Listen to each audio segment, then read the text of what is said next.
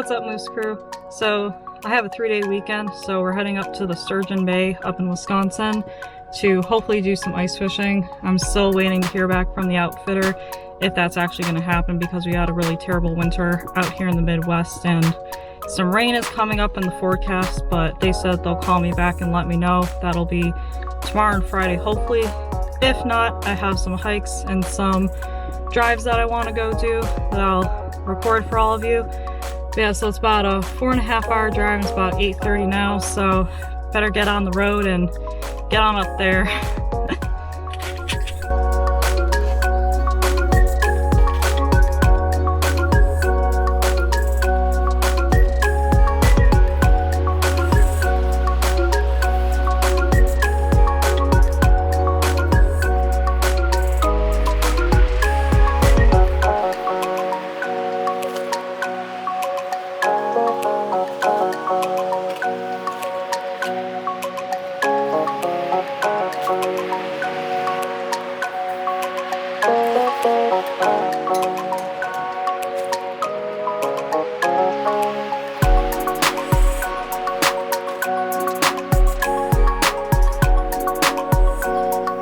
So about halfway through my drive up to Sturgeon Bay when I was in Sheboygan, I got a call from the outfitter, and yeah, there's going to be no ice fishing this trip, unfortunately, because there's going to be some rain this evening, and it's also going to be like up in the 40s tomorrow, and that's just not a good mix with the ice and stuff. So ice fishing is officially closed, I guess, out here. And it's like, it's one of those things, you know, like I'm sad about it, but I already kind of saw it coming just with seeing the forecast. But so right now, I'm at Door Bluffs Headlands County Park. So we're gonna go on like a little hike, and seeing what time I get back to the car, maybe we'll go on another little hike today.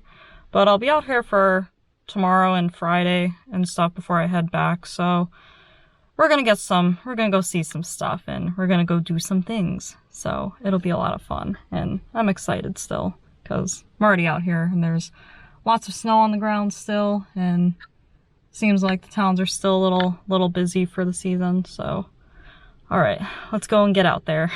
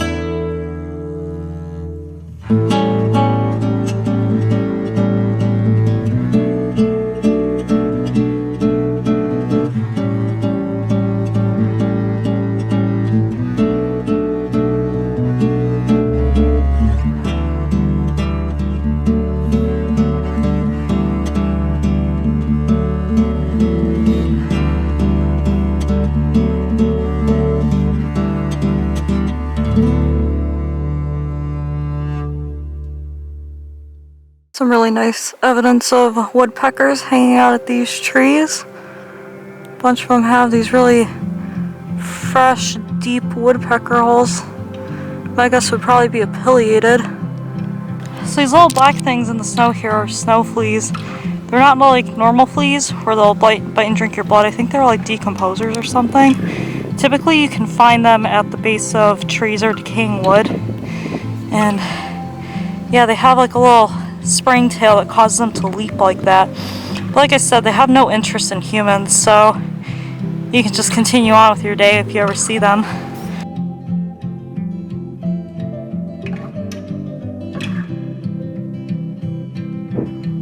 So here we have foliose lichen. You can tell it's a foliose lichen because it kind of looks leaf like and it has ridges that curl up at the end.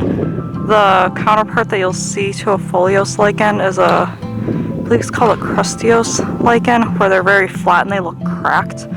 Yeah, there's a lot of it out here because it's so moist and humid and stuff, so that's always pretty cool. I don't know the exact species of lichen because there's so many species that are out there, and to actually figure out what species they are, you have to actually run a DNA test on them. So for general purposes, this is a foliose lichen.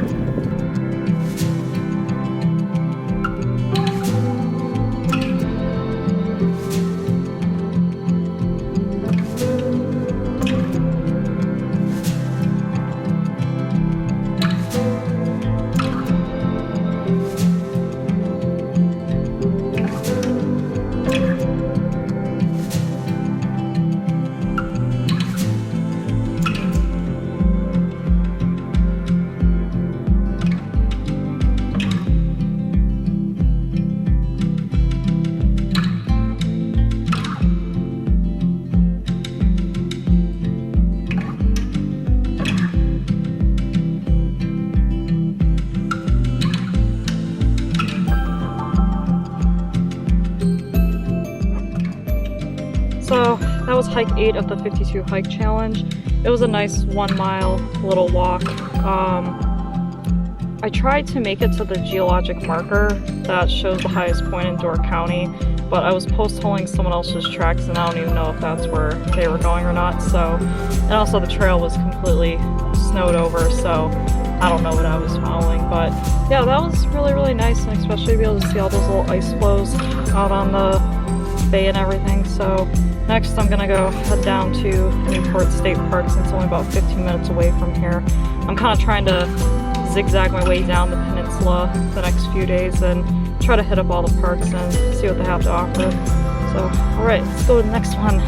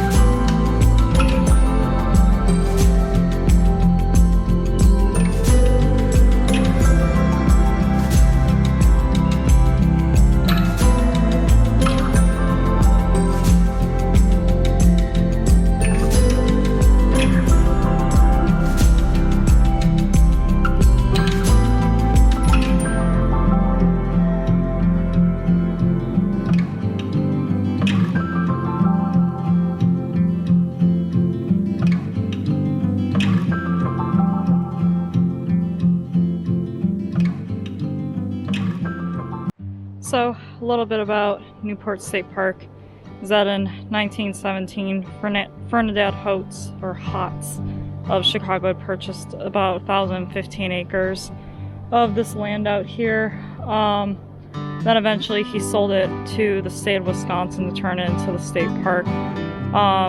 He bought it during like the logging and like timber era of the country, and the land actually recovered really, really nicely from that. And he ended up building like a huge estate here that eventually he dismantled log by log and then reconstructed it down in Sturgeon Bay. But this is apparently the outhouse that they reconstructed and placed back here just to show the history and stuff.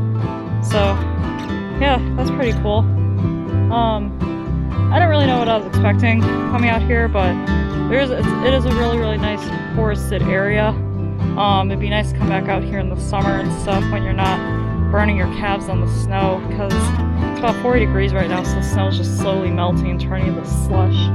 But that was a really, really nice hike. I'm glad I came out here.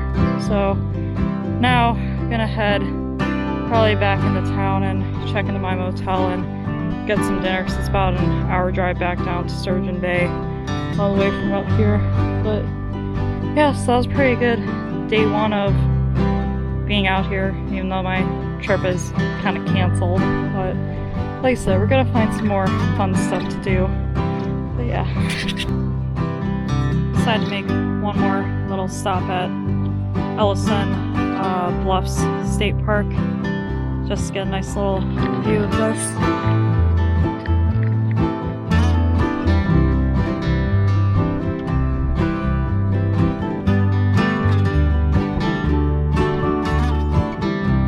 This was a nice little drive. It was only 2 miles off the state highway.